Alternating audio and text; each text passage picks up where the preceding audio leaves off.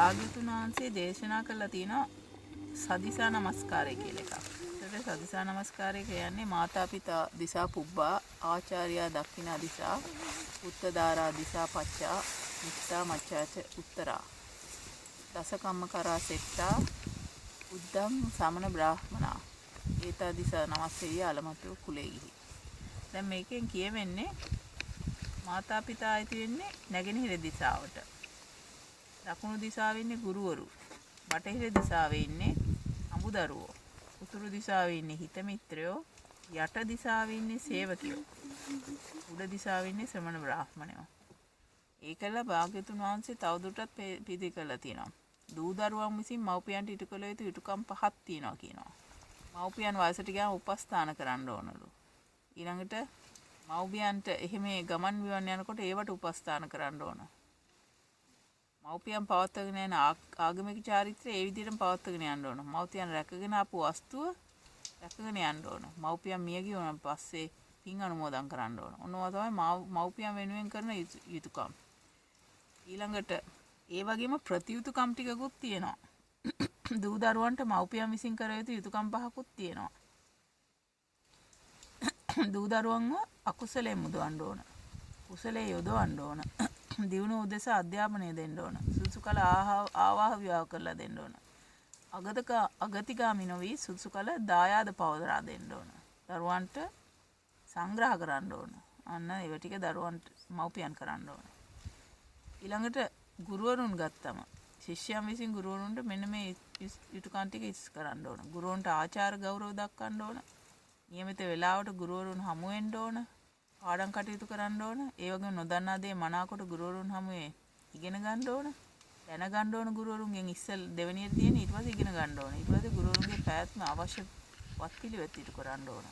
ගුරුවරුන්ට වත්පිළිවෙත් තියෙනවනේ මොනවා හරි ඉටු කරන්න ඕන. අපි හිතමු මොනවා හරි අවශ්‍යතාවයක් තියෙනවනේ ඒවා බොහොම යටහත් පාත්ව ස්තුතිපූර්වකව ඒවා ඉටු කරන්න ඕන. ගුරුසිත පහදින ආයුධන ගුරුසිත පහදින ආයුරින් අවවාද අනුශාසනා පිළිගන්න ඕන.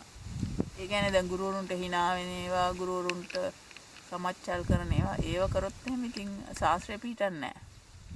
ගුරුවරුන්ගේ හිත රිද්දුවොත් ශාස්ත්‍රය පිටින් නැහැ. ඒ වගේවත් වැදගත්.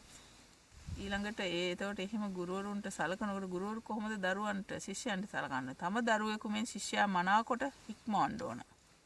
ශිල්ප ශාස්ත්‍ර මනාකොට පිරිසිදු උගන්වන්න ඕන. ධන ශිල්ප ශාස්ත්‍ර සියල්ල නොසංගවා උගන්වන්න ඕන. ශිෂ්‍යයාගේ දක්ෂතා දියුණුව නොමසුරු අන් අයට ප්‍රකාශ කරන්න ඕන. ශිෂ්‍යයා දස දිසාවෙන් කොතනට ගියද ඔහුගේ ආරක්ෂාවට කරුණු සලසන්න ඕන. අන්න දැක්කද ගුරුවරයෙක් කොච්චර අම්මා කෙනෙක් වගේ.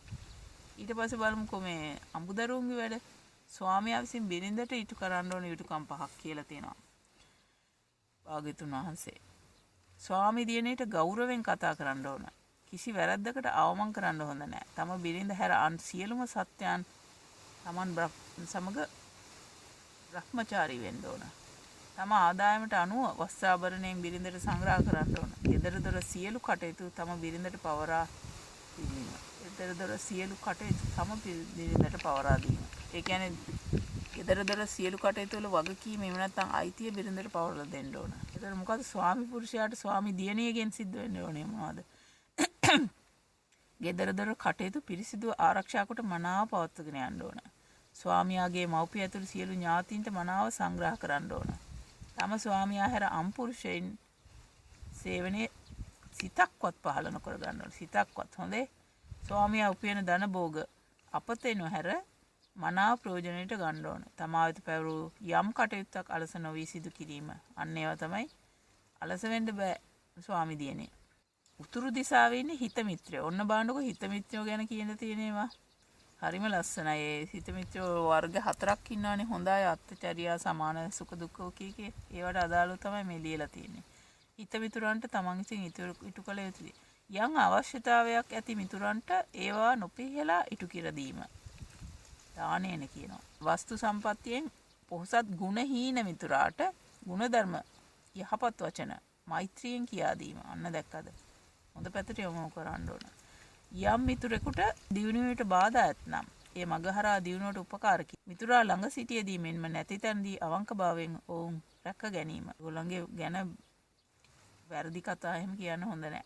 ඊතරම් බාධක පැමිණියත් මිතුරන් රැවටීමක් හෝ ඔවුන්ට වංචා කිරීමක් සිදු නොකිරීම. අන්න එහෙම තමයි මිතුරෙකුට සලකන්න ඕනේ. බලන්න මිතුරා පෙරලා කොහොමද සලකන්නේ කියලා. තම රෝගාබාධ හෝ ගමනක ප්‍රමාදයක් වේ නම් වහා ආරක්ෂාව සැලසීම. ඒ කියන්නේ යාගේ මිතුරාට රෝගාබාධ මොනවා හරි තියෙනවා නම් වහාම සලකන්න. තම දූදරු සේවක මෙන්ම දේපල ආරක්ෂා කර දීම. ඒ කියන්නේ මිත්‍රයාගේ දේපල ආරක්ෂා කර දෙන්න ඕන. ඕනෑම කරදරකි හටගත් විට බිය නැති කර සනසාලන්න ඕන මිත්‍රයාව. ආපදාවක් සිදු විට ඒ මිදීමට උපකාර කරන්න ඕන මිත්‍රයාට. තම දූදරු හිත මිතුරු කටයුතු වලට පවා උපකාර කිරීම. අන්න මිත්‍රයක් වුණා නම් ඒ මිත්‍රයා ඒ පවුලේ අයට පවා උදව් කරනවා. කරදරයක් වුණොත්. ඊළඟට බලමු සේවකයෝ සහ නායකයෝ කොහොමද ඉන්න ඕන කියලා. ඒගොල්ලෝ අයි තියෙන්නේ යට දිශාවට. ස්වාමි පුරුෂයා හාම්පුතා විසින් සේවකයන්ට ඉටු කළ යුතුකම් තමයි යම් සේවකයෙකුට කළ හැකි කටයුත්තක් පමණක් පැවරීම. මෙන්න මේක කරන්නේ නැහැ මේ දැන් කාලේ ඉන්න ආත්මාර්ථකාමී අර නරි වගේ ඉන්න සේවක නායකයෝ. හරිද දැක්කද? එයාට කරන්න ඒකම කැඩෙනවා. ඒ සිල්පදේම ඒ කියලා තියෙන කාරණාවම කැඩෙනවා. යට දිශාවක සේවකයන්. ඊට පස්සේ කැම්බීම් වැටුප් ආදිය නිසි වේලාවට ලබා දී ඔවුන්ගේ සිත දිනා ගැනීම වැදගත්. සේවකයන්ට දැක්කද වැටුප් නිසි වේලාවට ලබා දෙන්න ඕනේ. මේකත් කඩනවනේ සමහර ආයතන. සේවකයෙකු රෝගාතුර විට තම දරුවන්සේ රැක බලා ගැනීමෙන් දෙඩෙන් මුදවා ගැනීම. මෙන්න මේවා හරි වැදගත්. තමන් හට ලද රසබසුන් සේවකාදීන් සමග විශ්වාසයෙන් ඔවුන්ගේ විශ්වාසය දිනා ගැනීම ලබා දී. රසබසුන් තමන්ට ලැබෙන ප්‍රතිලාභ ලබා දීලා විශ්වාසය දිනා ගන්න ඕන. ඒවා කියන්නෙත් නෑනේ. වැඩ කටයුතු හමාර වන නිසි වේලාවට ඔවුන්ගේ විවේකය ලබා දීම. අන්න දැක්කද? කොච්චර ලස්සන දේවල්ද ලියලා කියලා තියෙන්නේ. ස්වාමි පුත්‍රයාට සේවකයාගෙන් තමන්ට පවරා ඇති කටයුතු සියල්ලටම ප්‍රථමයෙන් නැරඹීම. ඒ කියන්නේ කකා බිබී අරෝමේව පත්තර බල ටෙලිනාට්‍ය බල ඉන්නේ නැතුව තමන්ට පැවරී ඇති රාජකාරී පළවෙනියටම ප්‍රථමයෙන්ම ඉෂ්ට කරනවා. සියල්ලටම පසු තම කටයුතු අවසන් කොට නිින්දට යාම. සියල්ලටම පසු තමන්ගේ වැඩ ටික කරලා ඉස්ලාම නිදා ගන්න යන්නේ නැහැ. ඉස්ලාම විවේක ගන්න යන්නේ නැහැ. තමන්ගේ වැඩ කටයුතු ටික ඉස්සෙල්ලා ඉවර කරලා තමයි ඒකට ඊටාම ගෞරවයක් දක්වනවා. ඊළඟට තමන්ට ලැබෙන දේ පමණක් ගැනීම සොරකම් කරන්න හොඳ නැහැ. ඒ ආයතනවල තියෙන බඩු මුට්ටු හොරකම් කරන එක හොඳ වැඩක් නෙවෙයි. පැවරූ යම් ඒ කියන්නේ වැරදියට වාහන පාවිච්චි කරන එක පවා වැරදි මොන දේ වුණත් පුංචි දේවල් පවා සොරකමට අහු වෙනවා. පැවරූ යම් කටයුත්තක් නැත්නම් ඉතා උසස් ලෙස සිදු කිරීම. අන්න දැක්කද? හැම විටම තම ස්වාමි පුත්‍රයාගේ ගුණ ප්‍රකාශ කිරීම. අන්න ඒව තමයි එයාගේ කරුණ 5. ඊළඟට බලමු මේ ශ්‍රමණ උතුමන් ගත්තම. ශ්‍රමණ උතුමන්ට තමන් කොහොමද සලකන්න ඕනේ? කය වෙහසා නන්න අයුරින් සිල්වතුන්ට මෛත්‍රී කාය කර්ම පැවරීම. අන්න දැක්කද? ශ්‍රම දාන එහෙම කරන්න කියන්නේ සිල්වතුන්ට. ටියක් හදලා දෙන ඒවා. ඒ වගේ ඔය ශ්‍රමයෙන් උදව් කරන්න පුළුවන් ස්වාමීන් වහන්සේලාට පන්සල් වලට. ඇති නැති තන කල්යාණ මිත්‍ර උතුමන්ගේ ගුණ මෛත්‍රී සාගත සිතින් ප්‍රකාශ කරන්න ඕන. මේවා හරි වැදගත්. හිතියත් නැතත් ගුණ ප්‍රකාශ කරන්න ඕන. ඇති නැති තැන සිල්වත් උතුමන්ට නිදුක් බව නිරෝගී බව ප්‍රාර්ථනා කරන්න ඕන. තම සිල්වතුන්ට පැවරීමක් කර තිබීම. සිව්පසයෙන් කැපකරු දායක වෙමි කියා සිටීම. ඒ කියන්නේ ඒ සිල්වත් උතුමන්ට කියන්න ඕන අන්න මම මෙන්න මේ 4 වෙනිදාට දාණය ගෙනත් දෙනවා. එහෙම නැත්නම් අන්න අර ස්වාමීන් වහන්සේ ලෙඩ වෙලා මම ඒ ස්වාමීන් වහන්සේට මෙන්න මේ ගිලම්පස බෙහෙත් හරි ගැස්සලා දෙනවා. අන්න අර කුටියේ අන්න අර වහල බඳින ටික මම බාර ගන්නවා. අන්න ඒ වගේ ඒ වගේ හරියට දායක වෙමි කියලා හරියට පැවරීමක් ලබා ගන්න ඕන. සිල්වතුන්ට සිව්පසයෙන් අවශ්‍ය යමක් ඇතනම් ඒ නිසි වේලාවට සපයා දීම. සිව්පසේ නිසි වේලාවට සපයා දෙන්න ඕන. අර අතනදී මොකක් හරි විශේෂ පැවරීමක් වගකීමක් තමන් විශේෂයෙන් අරගන්න ඕන. සතිසා නමස්කාරය කියන්නේ ඒක තුලක් තියෙන්නේ පරිත්‍යාගය, මෛත්‍රිය, මුදිතාව තියෙන සමහරලාට සතුටු වෙනවා කෙනෙකුගේ හොඳක් දැකලා. තමන් වටේ ඉන්න පිරිසට කොයි ආකාරයෙන්ද සලකන්නේ කියලා.